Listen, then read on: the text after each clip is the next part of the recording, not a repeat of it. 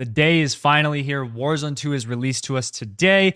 And today I'm going to give you the best graphic settings so you can get the most FPS and increase your performance while seeing the max visibility possible in Warzone 2. So we're going to start off in the display settings. You're going to go to your display mode. I play on I use two monitors because I alt tab a lot. But if you only play on a single monitor setup, please use full screen exclusive. You will see a bump in FPS. If you guys are streamers or if you tend to alt tab a lot, use full screen borderless so you can navigate easier for yourselves. Obviously, select the monitor you're using and then select your appropriate graphics card. Your display resolution, it should be your native resolution on your monitor. So if you're 1440p, it should be 2560 by 1440. If you're 1080p, it should be 1920 by 1080. Your refresh rate should be also set to your maximum refresh rate. If I go to full screen exclusive, and then you can see my auto refresh rate is right there, 165. Aspect ratio, set this to 16 by 9 if this is what you play at.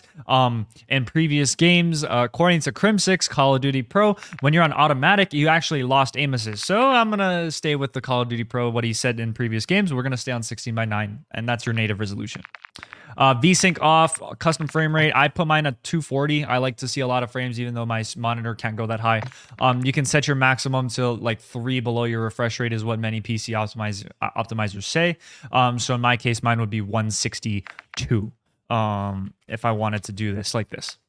Menu custom, you don't need this at 120, put it to 60. You don't need your graphics card working harder than normal. Same with your out of focus frame rate, don't put it to like anything over 60. You don't want your graphics card working while you're tabbed out to doing something else. My brightness, I personally have mine at 60. I sit between 55 and 65 on most Call of Duties depending on how it looks. 60 is a pretty good range for me. I have HDR off. You can mess with this if you want. This is personal preference. Now onto the quality tab. We're going to not change what I wanted to change. Quality tab, this is where, this is the nitty gritty. This is where your FPS comes in hand. Make sure your render resolution is always at 100 no matter what. You don't want it. If it's lower than 100, the game's going to look like garbage.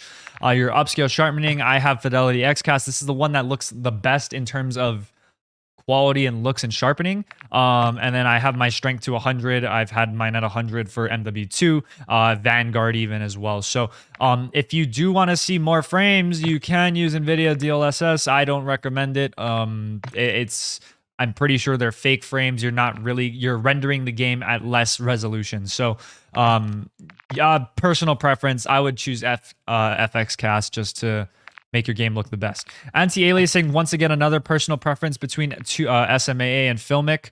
Filmic gets rid of those jaggedy lines. I know if you guys remember in Modern Warfare 2, the Crown Raceway, like the white tiles would look super, grainy and stuff, and that was this setting right here. So I have mine on Filmic and with normal anti-aliasing quality. You don't want it on low. It looks pretty garbage.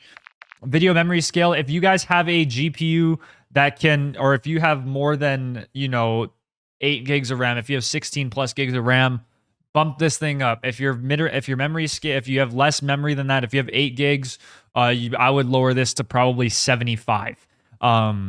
If you guys are experiencing stuttering and hitches, also lower this memory scale because that can affect your stuttering and hitching. Texture resolution. So this is a personal preference. I have mine on normal. I have a pretty good rig considering. So I have mine on normal, lower end rigs. I would probably put it to low so you can maximize your FPS.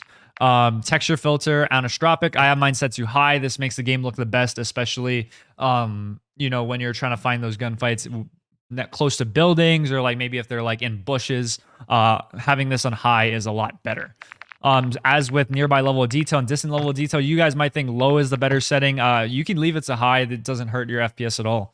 And you can still get that. You can render in these objects that you need to see.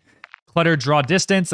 Keep this on short. This is like you don't want to be seeing your rocks and other kinds of textures at long ranges. Say you're trying to beam somebody off like a ledge. Right? You don't need to see all those rocks. You just want to see that character model. Right? So having this as short is totally okay with you.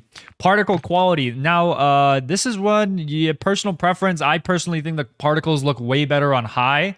If you guys are experiencing like extremely low FPS, like low FPS drops when there's a lot of explosions and whatnot, you can change it to low.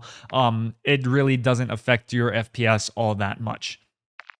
Quality level, I have it set to low. You can put it, you don't want it on very low. It looks really, really bad.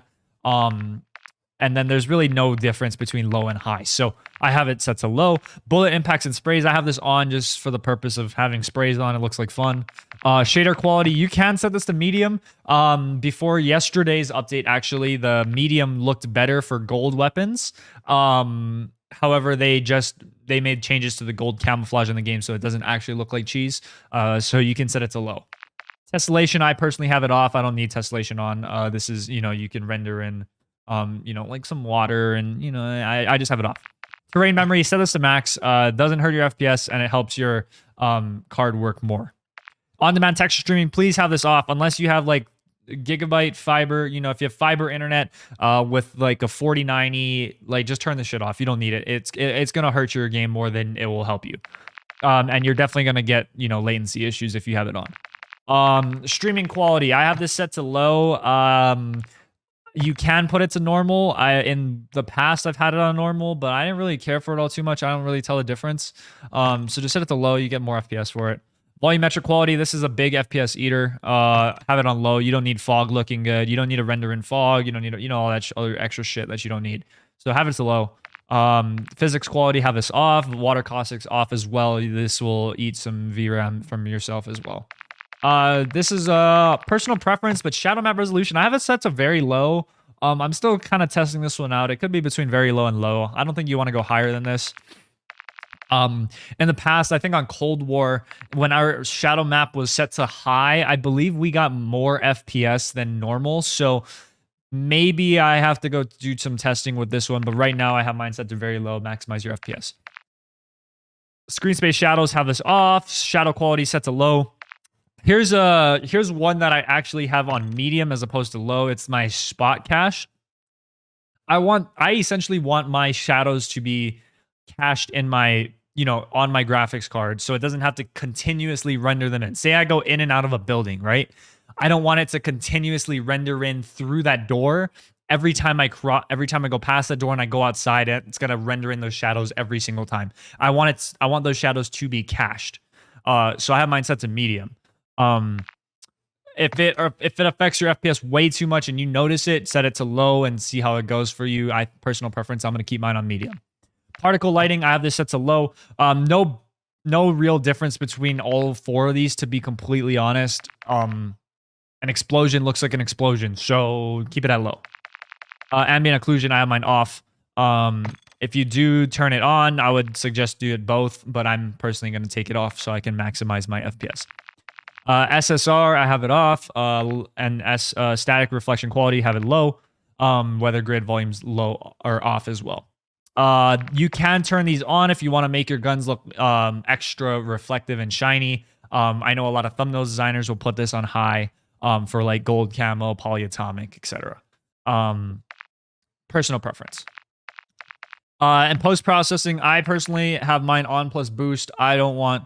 my graphics card is better than my CPU personally in this rig, so I want my GPU to work extra hard. Most cases, setting this to on is totally okay. Depth of field off, motion blur off, weapon motion blur off, film grain 0. Please turn all that shit off. You don't need it. It's gonna make you'll play better with all those off, believe me. Okay, and then we go to view. Personal preference on FOV. I've always played at between 105 and 110. I don't go to 120. When I played on 120 before, I lost aim assist, so I didn't deal with 120 ever. So staying on 110. ADS field of view, have it on affected. You've seen all the videos. It looks like there's less recoil. You'll get used to it over time if you've played on independent. Affected is way better. Weapon field of view narrow. Third person field of view 90. This all relates to like the multiplayer stuff. First person camera movement. If you do not have this on 50%, change it ASAP. Your screen doesn't shake as much. You'll get less sick and you'll play better. Yeah, this will be a setting I guarantee you play better with. Put it at 50%. And then, so that's all my graphics settings. Gonna get onto the controller settings really fast, okay? So I'm on controller. I play default. I have 4 paddles on my controller. You guys can't really see them. I have a Scuff Prestige. Controller vibration off, personal preference. I used to play that on, so I get where you guys are coming from there. I play on 6.6 sensitivity. I might up it up to 7 depending on how I feel. But anywhere between 6 and 8 is good. Personal preference, once again. I don't have any multipliers on here. No, all this is all standard. ADS behavior, I have it on hold. This is a new setting, but I'm just going to keep it on the default one. Auto sprint, I personally have auto attack sprint on. If you guys want to care for your controllers, have auto attack sprint on. If you can buy controllers continuously, you can leave it off so you don't get caught sprinting. But I'd rather not break my controller that I've had for 3 years. Equipment behavior hold, ADS melee is my weapon mounts because that's the normal. That was my weapon mount from before. So this is a new setting. It's similar to contextual tap. If you do prioritize interact, this is contextual tap from Warzone 1. I personally don't care for it all too much right now because I'd rather prioritize my reload than picking up weapons or picking, trying to loot. There's the backpack system, so like I don't really care for grabbing stuff off the ground super fast. So I'm okay with holding X or holding my, my interact button to pick things up. But if you want contextual tap, prioritize interact is the contextual tap of this game until they add in that setting. I'd just personally want to prioritize my reload first. I don't want to be picking something up while I'm in a gunfight. You know what I mean? So personal preference here. Armor plate behavior, I would suggest apply all, just because you can still cancel your plates if you if you're trying to plate up and you're in a gunfight and you don't want to put in that second plate, you can cancel that and still pull out your gun. Okay. Advanced target aim assist, I have it on, obviously. Aim assist type. So in MW2, I was playing on Black Ops. I switched it back to default. I think they did some kind of update that made aim assist feel a little bit off. So I'm back on default, and default feels totally fine. Obviously, you want aim assist on. Turn off gyro behavior, for the love of God. You don't want to be aiming with your controller. It can be broken, but this is like a skill. This is like a skill setting. Definitely something to get used to. I would have it off. Personally. ADS response curve, have it on dynamic. That's the best shit. Dynamic is the best shit, no matter what. Custom sense per zoom. I have my high zoom always at 1.3. This is my settings from back in MW19 when we could change it. 1.3, so you can just feel snappier with the sniper. It's pretty slow, right? So 1.3 is my, everything else is set to 1. So yeah, there's that one. Dead zones, you can mess with these how you feel. I have mine set to 0.05 on my left stick, right stick, and my left trigger, right trigger. Obviously, if your controller's older, you might have to increase your dead zones, this way, or, if your controller's newer, you could probably put it to like 0.02. Obviously, see how it feels. Make sure your character's not moving so you can test your dead zones. But these are my personal settings here. Auto move forward I have off. Single tap run, this is basically auto attack sprint if you don't have auto attack sprint on. Single tap run is basically auto attack sprint. Ground and mantle I have it off. Automatic partial, ground mantle off. Standard movement, plunging underwater, you can do plunge freely. I just want to do the regular movement, so I'm used to the game as it is. Parachute auto deploy, this is auto, I have mine off. You can set it to on as if you want. Personal preference. Door bash on, so you can slam through doors when you're sprinting. Mantle only, I don't really care for this one. It doesn't happen to me that much in game, so mantle's fine. Don't want to stack my swap my sticks. Backpack alternate control, I have it off. I truly don't know. I'd rather do things with my D-pad in the backpack, kind of like other games. Using a movement stick, it would be okay. However, I think I'd get myself killed more than not if I have it on. So mine is personally off. If you want to use your movement sticks, turn it on. Personal preference again. All these quick C4 detonation. These are all personal preferences for you guys, okay?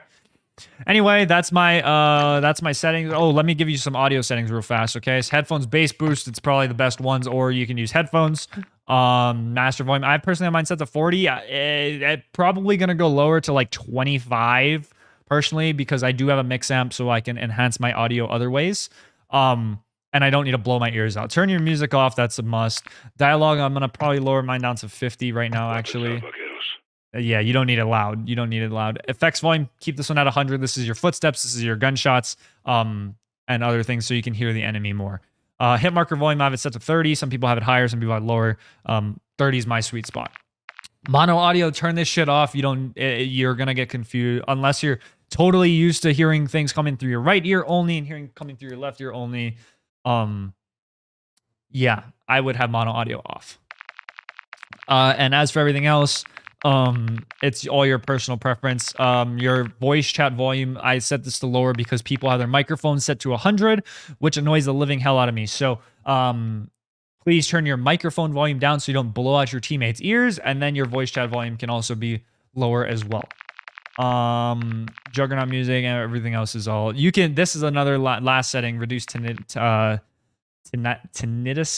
sound. It's like flashbangs, and people have it on. I personally have it off. I don't mind how flashbang sounds. Anyway, if you enjoyed the video, make sure you leave a like. Don't forget to comment down below if it helped you or not. And if you're not subscribed already, why aren't you? It's free. I'll see you guys in the next one. Peace.